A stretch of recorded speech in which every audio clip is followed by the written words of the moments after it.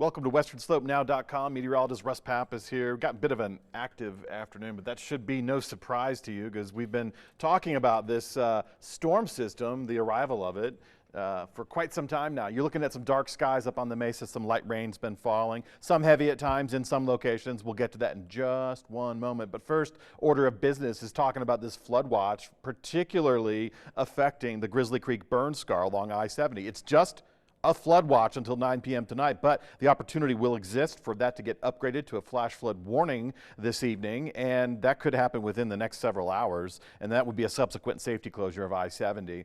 But also, if that doesn't happen, this flood watch could get extended past 9 p.m. tonight, certainly going past midnight tonight. So that's the first order of business. Second order of business is taking a look at the radar, what's happening directly over the Grizzly Creek burn scar. You'll see that big red intense area on radar of rain. That's incoming for Glenwood Canyon. So right now it's just light rain. There's not much going on there. Highway 82 spots are wet, but mostly dry. Now we have another concern, which is a flash flood warning at the other end of Garfield County. This is particularly affecting the Pine Gulch burn scar. But on radar, you'll see this complex series of storms. This is moving west to east. So this will be over the Grizzly Creek burn scar within the next couple of hours. So it's putting down some heavy rains north of the Book Cliffs up on some of the plateau lands. And this is going to continue for at least another hour. It's going to move eastbound within several hours and be directly overhead on the Grizzly Creek burn scar. So we could see that safety closure put in place this evening.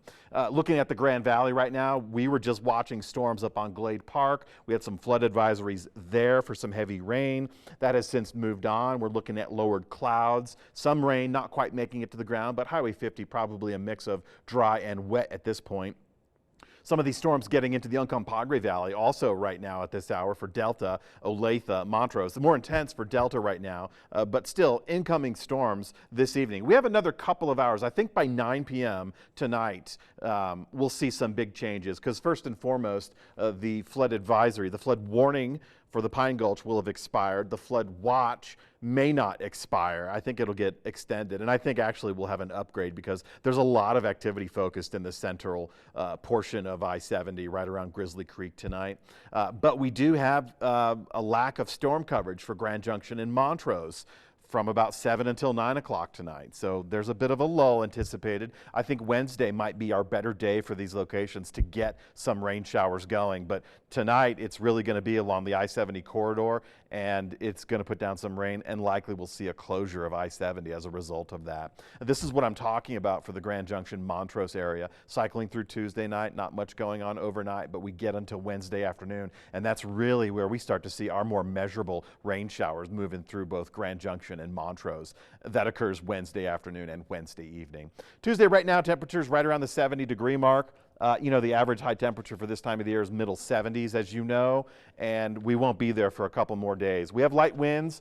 Haven't seen any reports of storm gusts just yet, but that could change. And as we look at the extended forecast, again, even though we have a chance of showers on Tuesday for Grand Junction, it looks like our better rain chances are going to come online Wednesday afternoon, late in the day. For Montrose, it's kind of hit or miss this evening, but also Wednesday afternoon. And then we get that lingering aspect coming in Thursday and Friday with some extra energy coming in from the south. So we're going to be mindful of this. Again, temperatures through the period are going to be cooler than the average by almost 10 degrees. Once we get into the weekend, there's really no guarantee that we're going to see dry conditions and mostly clear skies. I think at best we'll go partly cloudy and we'll have scattered storms moving through the forecast period, and that could end up going through the whole weekend. So this round of soggy and cool weather is how we're going to end the month of September and begin the month of October. Certainly a cool note is something we deserve after this hot summer we've had. You know, we averaged almost, I think it was 78.5 degrees was the average temperature for the summer. And when you look at the averages historically, that's almost 2.5 degrees hotter than we've been in a while. And of course, we had that 107-degree record-setting day in Grand Junction on July 9th. So yeah, we deserve these cool temperatures, and it's time. The season is certainly demonstrated this week and into this upcoming weekend.